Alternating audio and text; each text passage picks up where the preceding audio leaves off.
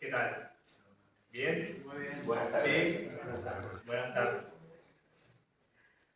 Bueno, pues nada, decir antes que nada que estoy bien, que ya llevo un poquito más de 4 meses desde que me hicieron la operación y la verdad que es una maravilla. Y lo doy gracias al Señor también porque la recuperación dentro de todo no ha sido tan chunga como pues, se supone que iba a ser. Y bueno, sobre todo pues también tener la oportunidad de estar esta tarde y compartir con la familia de la fe, porque para mí la iglesia de la cual la verdad que es como parte de mi casa ya también. Y bueno, el título que tiene el sermón que quiero compartir esta tarde es Jonás, ¿vale? ¿Y quién no ha oído hablar de Jonás? Aquel profeta que estuvo 3 días y 3 noches en el vientre de un gran pez. Aunque para algunos esta narración del Antiguo Testamento pierde seriedad cuando se hace mención al enorme monstruo marino. Y es verdad que la fama, en parte la fama de esta historia se debe a que aparece en escena, curiosamente, este animal, este pez. Pero a este solo se le menciona 2 veces en todo el relato. Cuando se traga a Jonás y cuando vomita a Jonás, desapareciendo en sí del relato, de la historia. Y sabéis, en la antigüedad no faltaba este tipo de cuentos que se difundieron por todas las playas del mundo por boca de muchos marineros, en Grecia, en Siria, en Egipto y hasta en América. Y ciertamente se necesita mucho talento para revivir la riqueza y la hermosura de estos cuentos populares y leyendas religiosas que compartían poetas, narradores de la antigüedad. Aunque por otro lado es verdad que estas leyendas se fueron degradando poco a poco, hasta el nivel de reflejar una enseñanza corriente, vulgar y ordinaria del poder divino sobre la humanidad. Pero el libro de Jonás no indica que sea una mitología antigua divulgada por marineros, puesto que traza un hilo de acontecimientos bien coordinados, describiéndonos un verdadero objetivo teológico en toda esta historia. Algunos estudiosos consideran que su posible autor fue un sabio hebreo de la corte real de Israel, que posiblemente oyó por boca del propio Jonás este relato cuando fue llamado por el rey Jeroboam II para defenderse precisamente por haber ido a predicar a un pueblo enemigo. Y para los que no conocéis el relato, os lo resumo, pero os animo que cuando podáis lo leáis. Solo son 4 capítulos. Y sabéis, Jonás fue un judío a quien un buen día Dios envió a predicar a Nínive, llevando un mensaje que contenía una amenaza, pero una amenaza mal disimulada. Y Jonás, que fue muy listo, se dio cuenta y tomó dirección contraria, o sea, dirección opuesta, intentando huir de la presencia y del mandato de Dios. Y dice el relato que embarcó hacia Tarsis, y algunos comentaristas consideran que Tarsis es una referencia al sur de España. Y dice que estando en alta mar, una tempestad provocada por Dios puso al barco y a la tripulación en peligro. Y los marineros, agitados y temerosos, clamaron cada uno a su Dios, mientras Jonás dormía en la bodega del barco. Pero los marineros descubrieron que Jonás era el culpable de la furia del mar y lo confrontaron. Este confesó que estaba huyendo de Dios y que el remedio para salir del peligro era arrojarlo al agua.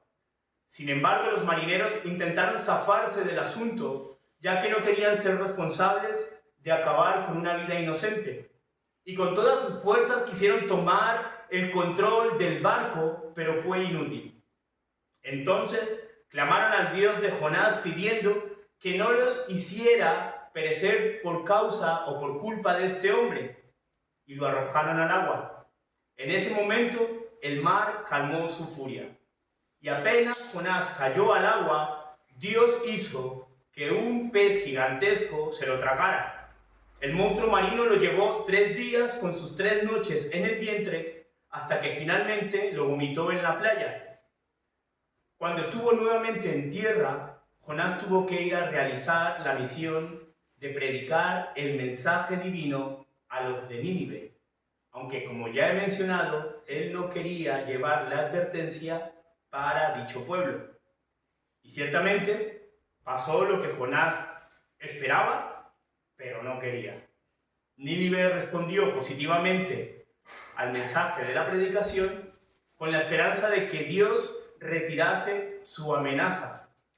Y de hecho, a los que no saben la historia, así fue, provocando también el perdón de Dios a este pueblo, más enojo y desagrado en Jonás. Y esta historia comienza con la desobediencia del profeta y acaba con una crítica de parte de Jonás, o sea, de este profeta, a Dios, en la que le dijo: «Oh Señor, ¿acaso no era esto lo que yo me decía mientras estaba en mi tierra? Por eso me apresuré a huir a Tarsis, porque yo sabía que tú eres un Dios benévolo y compasivo, lento para la ira y grande en misericordia. Yo sabía que desistes en dar castigo». Y esto está en Jonás capítulo 4, versículo 2. Como vemos, a este judío no le gustó la idea de que Dios fuese misericordioso y bueno con sus enemigos, donde lo admirable, además del perdón del Señor para esta nación enemiga, fue que Dios al final del relato le da explicaciones teóricas y prácticas a su profeta rebelde, terminando esta historia con una pregunta abierta de parte de Dios a Jonás, que dice: ¿no crees que yo deba preocuparme y tener compasión por tus enemigos? Una cosa que quiero que sepáis es que este libro está lleno de sarcasmo, de eventos inusuales, desenlaces irónicos, donde lo que se espera de cada personaje o situación según su etiqueta, estos hacen todo lo contrario a lo que se supone que deberían hacer. Por ejemplo, tenemos a un Dios que parece tener la necesidad de justificarse por su compasión ante el reclamo de un simple mortal. Luego, por otra parte, tenemos al mortal, el vocero divino que mostró signos de rebeldía, negándose rotundamente como profeta a dar el mensaje de Dios. Luego nos encontramos con unos marineros paganos e idólatras que muestran corazones sensibles y arrepentidos ante el Dios de Israel, lo cual dice el relato que ellos hacen votos de compromiso a Dios. Además se menciona el famoso pez que traga al profeta, señalando la eminente muerte de Jonás, donde resulta que después de 3 días en el vientre del animal y en la profundidad más oscura del mar, el pez lo vomita y lo deja otra vez vivo en la playa. Y no nos olvidemos que el rey más poderoso y sanguinario del momento, el rey de Nínive, se muestra humilde y receptivo a la advertencia de Dios, pese a que era enemigo de Israel. Y quiero mencionar otra curiosa ironía en el relato, que tiene varias, pero ¿sabéis? A diferencia de los otros profetas del Antiguo Testamento, que declararon y ejemplificaron con sus propias vidas largos y extensos mensajes divinos, Jonás, con una sencilla y simple frase que fue: dentro de 40 días Nínive será destruida, con esta frase fue suficiente para que los hombres de esta ciudad creyeran a Dios y se arrepintieran de su mal camino. Y hoy me gustaría que, en base a este relato, juntos, como iglesia, como congregación, como hermanos en la fe, sacáramos el Jonás que llevamos dentro. Que mientras desarrollo este sermón, pensemos en aquella o aquellas personas en la que en el fondo reconocemos que nos cuesta perdonar. Sé que muchas veces nos cuesta ofrecer perdón, porque nos sentimos dolidos, porque nos sentimos amargados, prefiriendo mostrar indiferencia ante esa persona o esas personas que nos dañaron, pensando que esta es una solución. Pero a fin de cuentas, escúchame, a fin de cuentas, esa actitud no deja de ser orgullo por nuestra parte. Ojo, y lo malo es que el orgullo nos limita a ver y a experimentar la obra de Dios de una manera más amplia en nosotros y a través de nosotros. La falta de perdón no nos deja avanzar, nos estanca, nos mantiene atados mental, emocional y espiritualmente. Ojo, impidiendo que comprobemos y vivamos mejores cosas en el Evangelio. Y puede que tengas muchos años en el cristianismo, pero tristemente, con tu falta de perdón, con tu actitud, estás evidenciando que el cristianismo no termina de estar en ti. Para Jonás no fue fácil entender el perdón de Dios para los despiadados ninivitas. En su momento, esta ciudad, como capital de Asiria, con más de 120.000 habitantes, fue reconocida porque no se satisfacían solo con conquistar a sus enemigos, sino que se complacían en torturarlos, donde, por ejemplo, arrancaban la piel de los prisioneros, dejándolos literalmente despellejados en vida. En el mundo antiguo, Nínive destacó por su salvajismo, por su crueldad y su arrogancia. Nínive representó un peligro real y latente para el reino de Israel. El profeta Nahum la llamó ciudad sanguinaria y traidora, repleta de rapiñas, insaciable de despojos, en la cual hay infinidad de heridos, multitud de muertos, muchedumbres de víctimas en cuyos cadáveres se tropieza, llena de fornicaciones y experta en hechizos. Esto está en Nahum capítulo 3, del versículo 1 al 4. Pero con todo esto, en medio de todo esto, Dios mostró misericordia por los de Nínive. Y por eso le preguntó a Jonás: ¿no crees que yo deba preocuparme y tener compasión por tus enemigos? Yo no sé qué tan cruel ha sido tu opresor, qué tanta amargura y qué tanto daño ha causado en tu vida. Pero Dios te pregunta lo mismo que le preguntó a Jonás: ¿no crees que yo deba preocuparme y tener compasión por tus enemigos?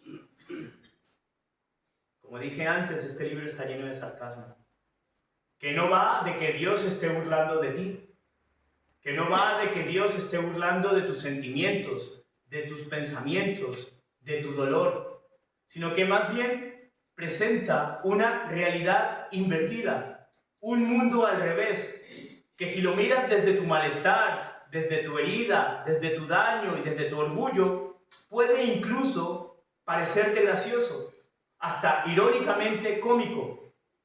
Pero en el mundo al revés de Dios, aquello que no tiene ningún sentido para ti, desde la perspectiva divina, adquiere un propósito mayor. El Señor quiere que experimentes la ironía de su voluntad, o sea, hacer lo opuesto, lo contrario a lo que este sistema, a este mundo espera de ti, lo contrario a lo que espera la lógica del ser humano, de la humanidad. Y con este acto de contradicción, comprobar lo que dicen las Escrituras: la paz que sobrepasa todo entendimiento. Porque, escúchame, aunque tengas la razón del conflicto, del problema, eso no debería impedirte extender perdón. ¿Lo estáis entendiendo? Sí. Y extender perdón de manera precisamente inmerecida, inesperada, conforme a lo que, en contra de lo que establece este sistema. entendiendo que Dios obra en ti con seriedad, firmeza y profundidad, haciéndote ver que Él transforma el sentido de tu realidad para llevarte a una realidad más elevada. Y repito, aunque esta nueva perspectiva puede parecerte un chiste, Dios no deja de enseñarte ni de hacerte el bien que realmente necesitas. Dios no deja de obrar conforme a lo que Él sabe que tú necesitas. Y me encanta porque sobre esta misma idea, Jesús de Nazaret usó el relato de Jonás como referencia para confrontar a los de su propia nación, señalando su falta de discernimiento, inteligencia y confianza espiritual en cómo Dios elige obrar. Jesús en su momento a los suyos dijo: ustedes me piden como señal, como prueba una señal, pero son malos y no confían en Dios. Y la única prueba que les daré será lo que le pasó al profeta Jonás. Y escuchad lo que dice el Señor. Dice: así como él, como Jonás, fue señal para los habitantes de la ciudad de Nínive, así yo, el Hijo del Hombre, seré señal para la gente de este tiempo. Esto está en Lucas 11, versículos 29 y 30. En otras palabras, Jesús afirmó y enseñó que así como el mensaje proclamado por Jonás transformó el corazón de los malvados ninivitas, llevándolos al arrepentimiento y abriendo las puertas de la gracia, el perdón y la salvación, el mensaje de Jesucristo, su propio mensaje de redención, revelaría claramente la bondad de Dios para todas las naciones del mundo. No solo para los judíos, sino para todos. Y por eso es que hoy estamos aquí. Porque en esencia, Jonás simboliza el llamado del cielo a ser un reino de sacerdotes aquí en la tierra, pero un reino sin fronteras y sin exclusividades. Jonás fue usado por el Señor para mostrar su gracia y perdón, aquella que trasciende enemigos y rompe con la arrogancia religiosa, ofreciendo misericordia a quien menos se lo espera. Lo que quiero decir es que este mismo mensaje de compasión ha sido depositado en cada uno de los que estamos aquí. Así como ocurrió con Jonás y también como lo vimos en Jesús.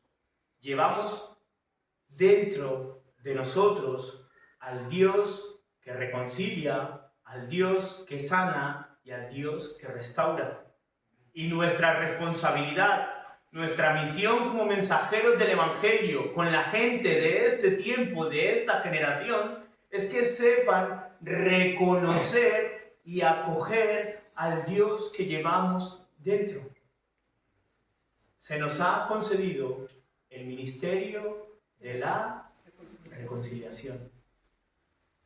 Así que tengamos cuidado de que no nos pase como le pasó a la nación de Israel, que vio a los extranjeros como paganos, como indignos de su Dios.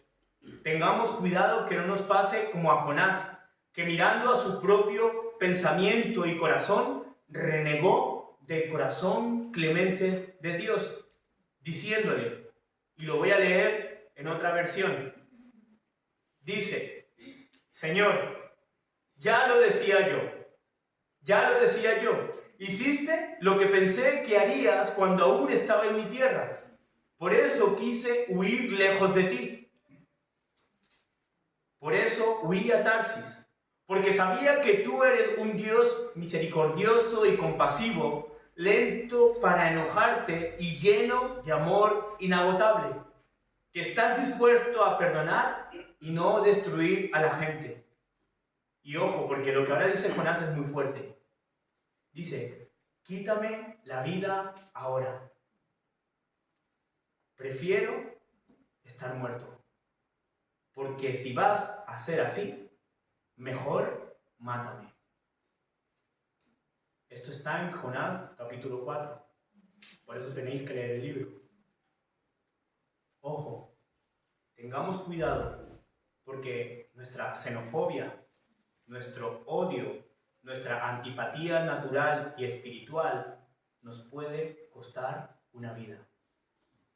Y las vidas, para Dios, son de mucho valor, independientemente de qué, quién y cómo sea esa persona, independientemente de la etiqueta que lleve.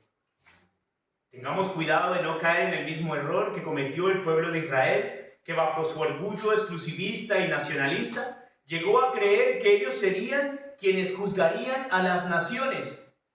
Pero Jesús, con cierta ironía y dando un giro sorprendente, o sea, invirtiendo y volcando la perspectiva de la historia judía, les dijo lo siguiente, y sigo en Lucas capítulo 11, dice, en el juicio final, la gente de la ciudad de Nínive, se levantará y hablará contra ustedes, porque esa gente sí cambió cuando oyó el mensaje que anunció Jonás.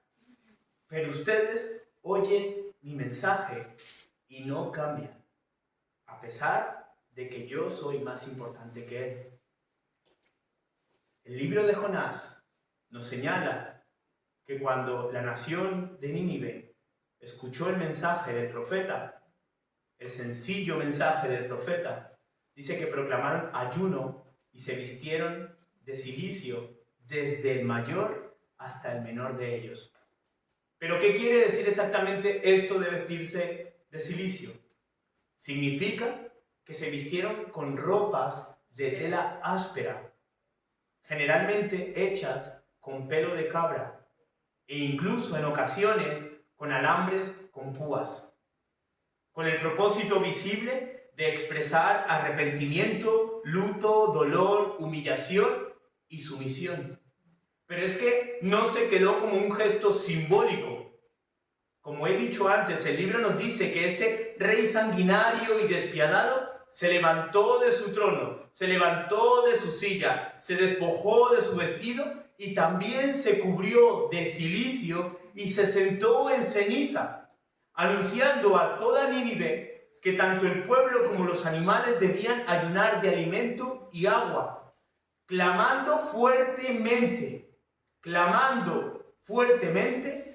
convirtiéndose cada uno de su mal camino, del hurto de sus manos, de las peleas y del maltrato, para ver si así, en verdadero arrepentimiento, el Dios de Jonás apartaba de ellos el ardor de su ira y no los destruía.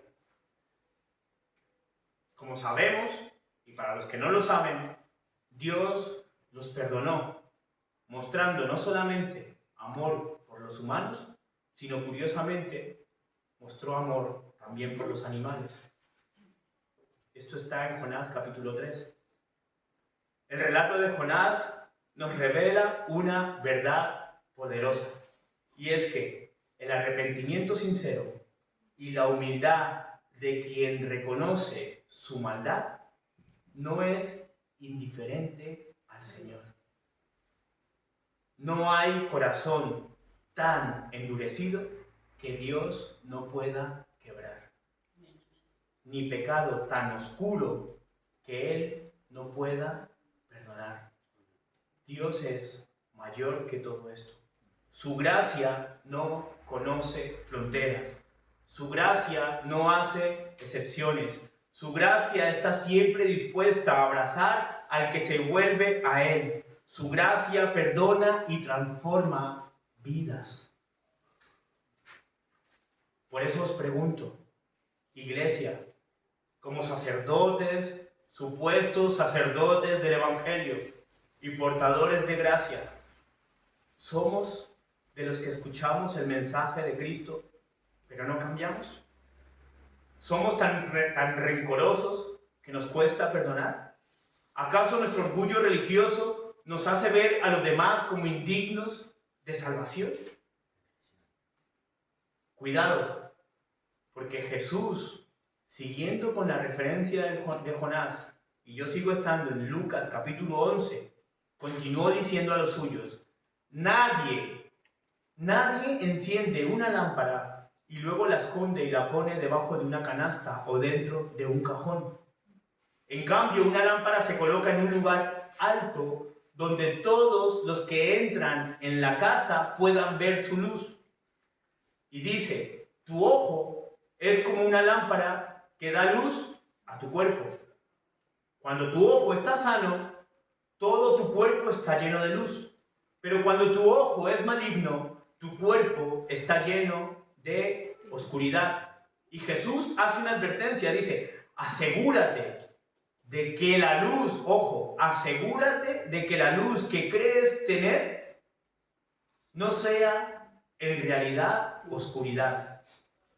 Si estás lleno de luz, sin rincones oscuros, entonces tu vida será radiante. Será como si un reflector te llenara con su luz. Cuidado, porque tu orgullo, ya sea personal o religioso, tu falta de perdón puede nublar tu interior y llenarte de oscuridad, haciendo que mires a los demás con ojos de juicio y desprecio, creyendo que estás en la luz. ¿Sabéis? Así como Jonás miró con malos ojos a los de Nínive y cuestionó a Dios, también Jesús fue confrontado por la mirada orgullosa de su propio pueblo, que le reclamaron de forma caprichosa una señal milagrosa. Pero él les respondió, ahora estoy haciendo una referencia a Mateo capítulo 12, y él dice: solo una generación maligna y adúltera exigiría una señal milagrosa, pero la única señal que les daré será la señal del profeta Jonás. Así como Jonás estuvo en el vientre del gran pez durante 3 días y 3 noches, el Hijo del Hombre estará en el corazón de la tierra durante 3 días y 3 noches. ¿Qué quiere decir esto?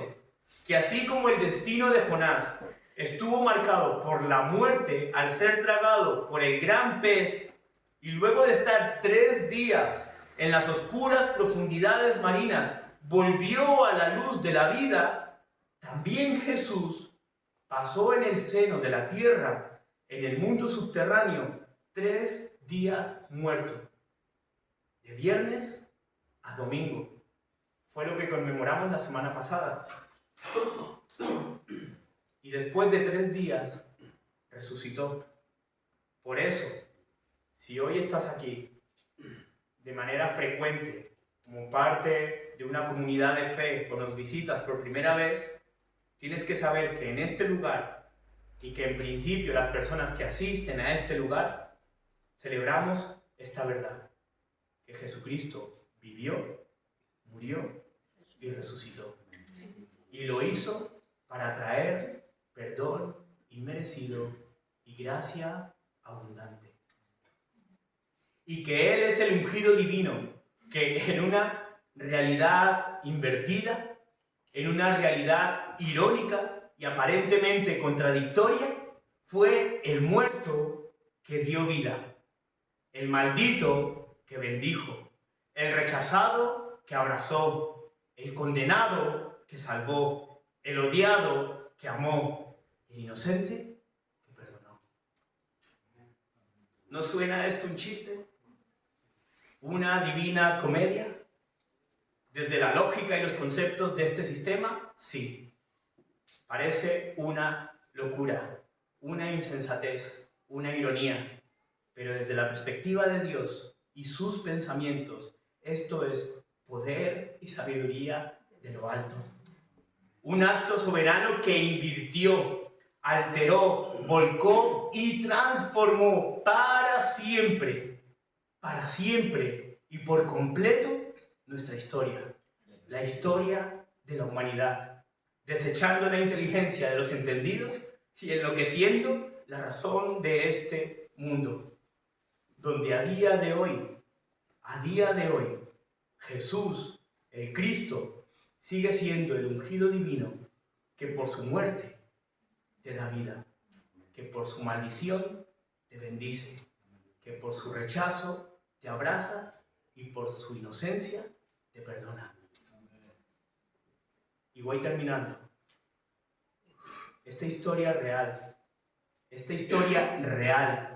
de la fe cristiana en la humanidad, para algunos, al igual que el relato de Jonás, le suena a mito, a una leyenda religiosa que compartían poetas, narradores y sacerdotes de la antigüedad, que con el paso del tiempo la Iglesia ha ido degradando poco a poco hasta el nivel de reflejar una enseñanza corriente, vulgar y ordinaria del poder divino sobre la humanidad. Pero lo cierto es que el cristianismo, el verdadero cristianismo, no necesita de mucho talento para revivir la riqueza y la hermosura de la historia del Dios que se hizo hombre. Lo que necesita el verdadero cristianismo es que tengas fe y que tu vida sea la evidencia de la irónica confianza en Dios. Que tu vida sea la evidencia del amor del Cristo que extiende gracia y misericordia a todos sin distinción. Como iglesia, como familia en la fe, como hijos e hijas de Dios, estamos llamados a difundir esta verdad a todos los lugares del mundo, a reflejar una enseñanza, una vida especial, inusual y extraordinaria del poder divino sobre la humanidad. Recordar que Jesús dijo: id pues y aprended lo que significa misericordia quiero y no sacrificio, porque no he venido a llamar a justos, sino a pecadores al arrepentimiento. Esto está en Mateo, capítulo 9, versículo 13. ¿Sabéis? Jonás no fue un mal profeta, solo que no tuvo una comprensión más amplia de la gracia para un pueblo de Dios sin fronteras. Y me encanta porque a pesar de todo, a pesar de su contexto, el libro de Jonás es el más misionero del Antiguo Testamento, enseñándonos que el perdón de Dios alcanza hasta nuestros enemigos y que su amor es clemente, compasivo, lento para la ira, lleno de gracia inagotable, dispuesto a perdonar y no destruir a la gente. Por eso te animo a que saques no solo la incomprensión del Jonás que lleva dentro, sino también el orgullo religioso de Israel que puedas llevar dentro. Y que respondas a la pregunta que Dios te hace hoy. ¿No crees que yo deba preocuparme y tener compasión por tus enemigos? Y yo añado, así como lo hago día a día contigo, porque me gustaría ver la mano levantada de aquel que no necesita que la misericordia de Dios se renueve todos los días para consigo. ¿Hay alguno? Ninguno, ¿verdad? Así que, iglesia, no te cierres a la ironía divina. No te cierres a tener confianza plena en Él, aunque en ocasiones la voluntad de Dios contradiga tu razón, tus emociones y tus pensamientos. Confía en Dios. Confía en Dios y Él manifestará su bondad, su misericordia, su gracia en ti y a través de ti. ¿Amén? Amén. ¿Se entiende? ¿Sí? Bueno, vaya. Pues entonces vamos a ponernos de pie y hacemos una oración.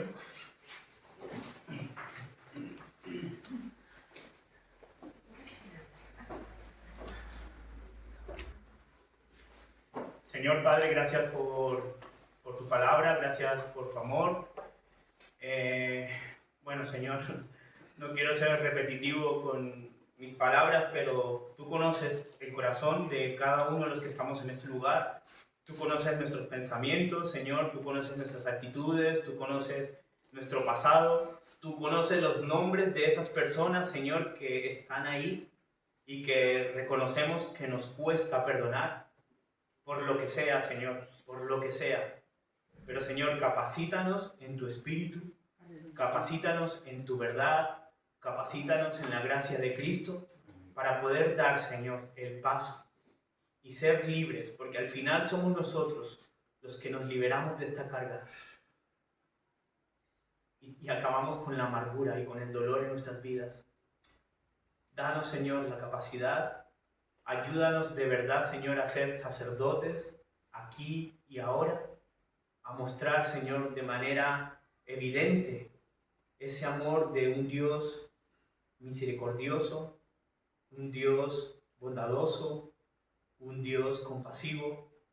Y te pido, Señor, que nos utilices y que seamos herramientas en tus manos y que seamos la evidencia del mensaje del reino de los cielos aquí en la tierra. En el nombre de Cristo Jesús.